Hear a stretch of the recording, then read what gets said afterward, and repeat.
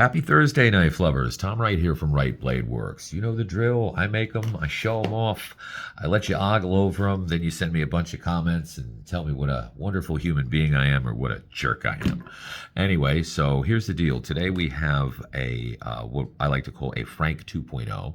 This is a Frank Beltrame, but this is one of the more modern ones. The spine is a little bit thicker on this one, as is the blade. And unlike some of the older Beltrames, the sear hole goes completely through the blade. That's the telltale sign of the newer versions versus the old ones. This customer wanted something called REAPER. It's a Grim Reaper themed knife, so we said, let's do it. On this one, he wanted that kind of more classic look that you get with pin scales. So you can see the pin heads here, although they are not real. They are fake pins. This is actually really a pinless design. The scales are screwed on from the backside, which makes it easier for repairs, maintenance, cleaning, whatever the heck you need. So if you need to take the knife apart at a later time, it's much easier to do. But we wanted to get that vintage look. So, you've got the little pins there showing on each side. This material is kirinite. Reminds me of a bowling ball, so I like to call it bowling ball scales, but it's really neat stuff. It's got a gold flake in it. It shows off really, really well. We did a material matched button here, which is set in. Also, there's a little sterling silver skull you can see here for the safety. It's a short throw safety. Only has a very, very tiny amount of movement in order to lock it up, but locks up like a rock. Boom, you can hear the little ball detent that's in there that locks it open and closed so it doesn't accidentally unlock in your pocket. Let's go ahead and open this up. Boom. So you can see there's the sear hole that goes completely through. You can see my finger behind it. That's the sign of the newer versions of the knives, which were a little bit thicker. So what else makes this one cool? You can see here, there is a sterling silver Grim Reaper right there on the lock tab, which I think is pretty freaking wild. It was kind of a challenge to get that to fit, but I think that looks wild. And we also engraved on here Psalms 23:4, which for those of you who know, you know. Though I walk through the valley of the shadow of death, etc., etc. I'm not a particularly religious guy, but you know the drill. Anyway, so we coined the liners on this one, but kept it relatively simple overall. But I think it's an absolutely magnificent piece. Locks up like a tank. You can see there, it's got my name. Yeah, it's hard to see in there. But yeah, this one came out really good. I think the guy is going to love it. And we even did a little card for him so that he's got like a little certificate of authenticity on this one. I think he's going to absolutely adore this knife. Very, very cool. And there was one other one I was going to show you, just for shits and giggles, which I thought was pretty neat, which I was working on for the same customer. Let's move this over for a second. This is an old Arland Walker. They used to call him Slow Joe.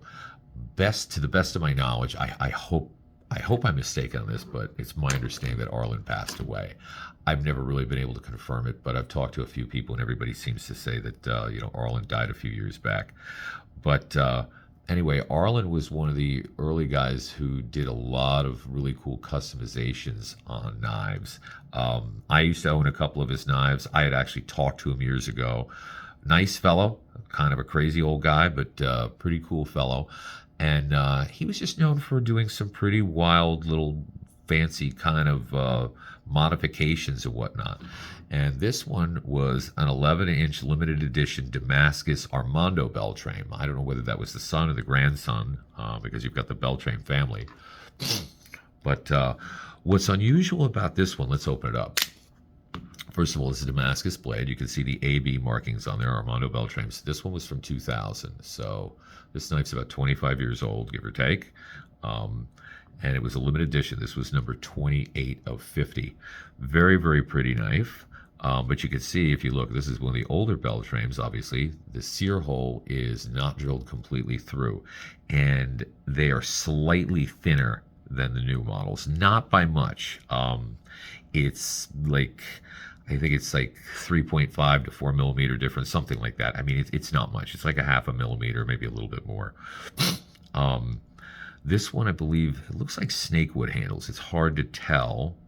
The wood's got some age to it, but it's very pretty, and I'm not sure what the button is on this. What's cool is this one has solid brass bolsters, which did not come on the original knife. And basically what Arland did, there are two levels of liners here. In other words, they're the original liners, and then they put a second set.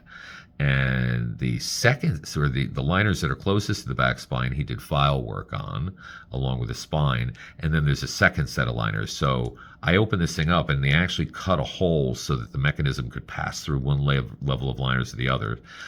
He used brass torque screws to put the whole thing down.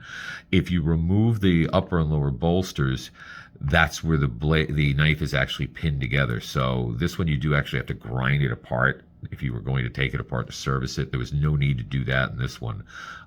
This one just needed to be really cleaned up and needed some love. It was kind of corroded and getting on in age, so it really just needed a good polishing, oiling, cleaning more than anything to get it back to the original condition. But it's a really, really pretty knife, and you know, if you can get your hand on one of his old knives, they're really nice to have.